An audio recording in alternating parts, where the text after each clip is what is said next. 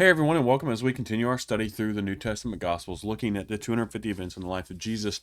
Today we're looking at Lazarus becoming sick and dying, and we're actually going to spend the next 3 days looking at this story of Lazarus becoming sick and dying. We're still following this chronologically. We're getting closer and closer to the crucifixion. We're getting closer and closer to Jerusalem as we go through this, and we're getting closer and closer to the end of Jesus' ministry. But this comes from John 11 verses 1 through 16. I am going to cover this one a little bit because this is I think an important story to focus in on, especially over these next 3 days. And so, starting on verse 1, it says, "A man named Lazarus was sick. He lived in Bethany with his sisters Mary and Martha." And this is going to be the Mary who later poured the expensive perfume on the Lord's feet and wiped them with her hair. Her brother Lazarus was sick, so the two sisters sent a message to tell him, "Lord, your dear friend is very sick." So verse 4 says, "But when Jesus heard this, he said, Lazarus' sickness will not end in death. No, it happened for the glory of God, so that the Son of God will receive glory from this." So although Jesus loved Martha and Mary and Lazarus, he stayed where he was for the next 2 days. So he didn't leave. Finally, his disciples said, "Let's go back to Judea." But his disciples, finally, he said to his disciples, I'm sorry, "Let's go back to Judea." But his disciples objected. "Rabbi," they said, "only a few days ago, the people in Judea were trying to stone you. Are you going back there again? We need to hide out for a little bit more." And Jesus replied, kind of with a little bit of a twister tale here. There are 12 hours of daylight every day. During the day, people can walk safely. They can see because they have the light of the world. But at night there is danger of stumbling because they have no light. Then he said, "Our friend Lazarus has fallen asleep, but now I will go and wake him up." And the disciples were like, "Lord, if he's sleeping, he will soon get better. Let him rest." They thought Jesus literally meant that Lazarus was simply sleeping, but Jesus meant Lazarus had died. So he told him plainly, he said, "Look, Lazarus is dead, and for your sakes I'm glad I was not there, for now you will really believe me. Come, let's go see him." And so we have Thomas in verse 16, nicknamed the twin, and he said to his fellow disciples, "Let's go too and die with Jesus." And I wonder sometimes if that was a sarcastic comment, or if he was like, "Hey, you know what? Let's go. He's going to die. We'll just go die with him." And so I like the context of that. And so we go back to this, right, and we see that the village of Bethany was actually 2 miles east of Jerusalem, on the road to Jericho. It was near enough to Jerusalem for Jesus to be in danger, but still kind of in that day, far enough away so not to attract a ton of attention prematurely. And so their brother, Lazarus, that grows very sick. And so Mary and Martha turned to help for Jesus. They knew Jesus, they knew what he could do. And so they sent him the message. They believed in his ability to help because they'd seen his miracles before as well. And so, Jesus loved this family, and he stayed with them often. And so he knew their plan, did not, he knew their pain, I'm sorry, but did not respond immediately. And this is an interesting take here. And he delayed for a specific purpose. He delayed so that Lazarus would die. And that's something maybe hard for us to understand, but we see that, God's timing here, especially in his delays, may make us think he's not answering, or not answering that way we want. And so we run into that. It's like, "God, you're not answering this the way we want to." He didn't answer Mary and Martha's request the way they wanted to. They didn't want their brother to die. And we see that Jesus, we'll see later on, shows has the human emotions come out in this whole process. But he lets Lazarus die for a particular purpose and a particular reason, and it's to show that he has the power over death. And so we've got to learn that he's going to meet our needs according to his perfect schedule and his perfect purpose. And we see that in Philippians 4:19. And that can be hard for us to understand because sometimes we think we know better. And it's as we're going through things and we see things happen, it's like, "Well, why did you allow this to happen, God?" And it's like God allows things to happen for particular reasons. And sometimes that's hard. Sometimes that's hard for us to understand and grasp. And a lot of times we don't see it until maybe, there's some things that I've experienced. It's like, why did you let this happen? And then 15, 20 years down the road, I'm like, man, I've been through this. I understand. I can help someone with this. And and so you see, it's like, oh, maybe God allowed me to go through this because so I can help someone later on down the road. And so we see those examples. And then he talks about the daylight and the night here. And what we see here is, daylight symbolizes the knowledge of God, walking in the knowledge of God. his real and his light and his guidance, and you're able to see. When you're in the light, you're able to see. Night is the absence of God and his knowledge.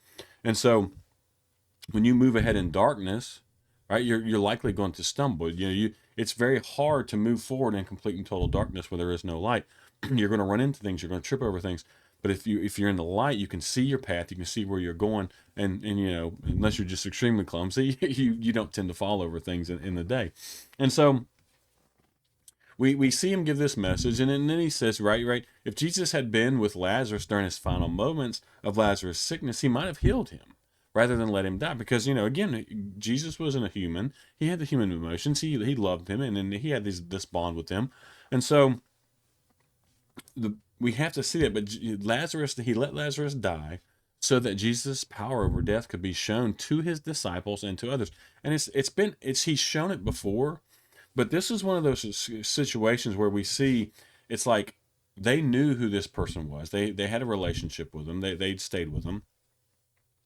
And they send him a message, hey, he's sick, we need help. And God doesn't go immediately and heal him. So they can see that, this wasn't some trick. This isn't something. Lazarus is really dead. And so, it's not just, they come across someone who, or they didn't know, or that kind of thing. They knew Lazarus. They knew he was really dead. And so it shows Jesus' power over death. And so, it was an essential display of power. It needed to be shown. And because the resurrection of the dead is crucial to the Christian faith. If there is no resurrection of the dead, then our faith is worthless. It's useless. I mean, all this time we're putting into it is completely a waste, and we might as well just do whatever we want. And so we have to hold on to that, and we hold on to that. And so we see that Jesus not only raised himself from the dead, but he also had the power to raise others, and we see that he has done this. And so then we get into the Thomas, right? And Thomas is typically known as the doubting Thomas, right? He doubted the resurrection of Christ. He had to see and feel and the wounds and all that stuff.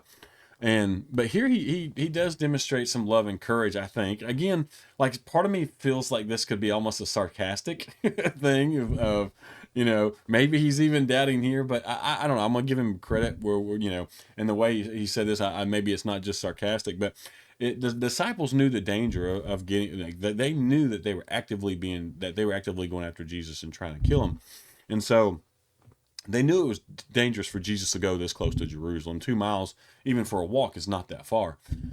And so, they try to talk him out of it at first. And so Thomas here's merely, I think, expressing what all of them felt, right? It's like, okay, oh boy, we're going to die. It's like Jesus is going to go do what he wants to do. Let's go die with him. And so their objections failed, and they were still willing to go. No one said, "Oh, I'm not going." Right? They were all willing to go, even though it appeared that they might die with Jesus. Now, we say they have a whole different attitude when it comes to the actual everything happening. They get scared and hide, but we'll look at that in a few weeks. So they may not have understood why Jesus would be killed. They didn't understand that. Honestly, I don't think they really got it until after the fact. Some of the stuff I don't even think they get almost until the day of Pentecost when they get the Holy Spirit. I think there's a lot of things they just don't understand, even after the resurrection and stuff like that they're just confused and don't have a full understanding on. And so, but they didn't understand why he had to be killed, but they were loyal to him, and they went with him anyways. And that's the one thing we got to understand, right? There's unknown dangers in doing God's work. There's going to be, there possibly could be. And it's wise to consider the high cost of being Jesus' disciples. We talked about this last week of, we need to understand the cost of being a disciple of Christ. Now, it may not be cost of our lives. We may not, especially most of us in America, we don't have to worry about someone trying to kill us for being a Christian for the most part. But there's other societal factors that could weigh into that. And there's more and more societal pressure as we continue on through this world and as things progress. And so it's just things that we need to be aware of. And so as we continue through this story, I like this story because you see the human side of Jesus, right? You see the God side here. We see the human side and the emotional side of Jesus as we continue through this story. And it helps us relate to him a little bit more and understand that he was God, but he was also human, and he had the same emotions that we had, and he struggled with the same things that we struggle with. And so it's good to be able to relate to that and see that as we go through this story. As always, I appreciate everyone for watching. If you haven't subscribed to our channel, excuse me, go ahead and do so. And we're going to continue to put out different series and kind of dive into different things as we go through the Bible and study different subjects. As always, I appreciate everyone for watching.